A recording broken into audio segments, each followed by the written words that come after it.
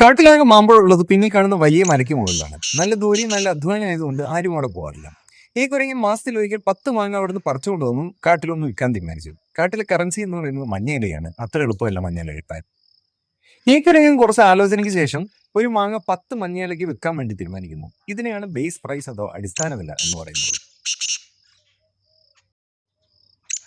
അടുത്ത മാസം ആയപ്പോഴത്തേക്കും എല്ലാ കുരങ്ങന്മാരും ഈ ബിസിനസിനെ കുറിച്ച് അറിഞ്ഞു. ഈ കുരങ്ങൻ മാങ്ങ പറിച്ച് തിരിച്ചെത്തുമ്പോഴേക്കും കുറെ കുരങ്ങന്മാർ വാങ്ങാൻ തിരിച്ചുകൂടി. 10 ഇല തരാൻ റെഡിയായിട്ട് കുറെ കുരങ്ങന്മാർ. പ്രശ്നമായി.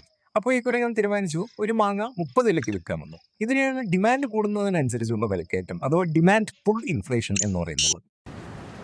അടുത്ത മാസം ആയപ്പോഴത്തേക്കും നല്ല മഴയും ഇടിയാണ്. മാങ്ങ പറിക്കാൻ നല്ല റിസ്ക്കാണ്, അധ്വാനമാണ്. എന്നാലും ഈ കുരങ്ങൻ പോയി. നല്ല പണിയാണെങ്കിലും കിട്ടിയത് 3 മാങ്ങ മാത്രം. ഇത്രയും ചിലവും അധ്വാനവും റിസ്ക്കും ഇട്ടിട്ടാണ് ഒരു മാങ്ങ പറിച്ചത്. ഇതിന് ബേസിക് പ്രൈസ് കിട്ടിയാൽ പോരാ. അങ്ങനെ ഈ കുരങ്ങൻ ഇത് 30 ഇലയ്ക്ക് വിൽക്കാൻ തീരുമാനിച്ചു. ഇതിനാണ് കോസ്റ്റ് കൂടുന്നതനുസരിച്ചുള്ള വിലവർധന അഥവാ കോസ്റ്റ് പുഷ് ഇൻഫ്ലേഷൻ എന്ന് പറയുന്നത്.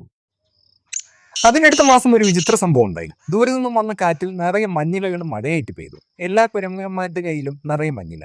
എല്ലാവരും അതെടുത്ത് ഈ കുരങ്ങൻ്റെ അടുത്ത് പോയി. ഫുൾ ബഹളം. ബേസിക് പ്രൈസിന് കൊടുക്കാൻ പറ്റില്ല. അപ്പോൾ ഈ കുരങ്ങൻ അതിന്റെ വില കൂട്ടി 500 ഇലയ്ക്ക് വിൽക്കാൻ തീരുമാനിച്ചു. ഇതിനെയാണ് കറൻസി സർക്കുലേഷൻ കൂടുന്നതിലൂടെ ഉണ്ടാകുന്ന വിലക്കയറ്റം അഥവാ മോണിറ്ററി ഇൻഫ്ലേഷൻ എന്ന് പറയുന്നത്.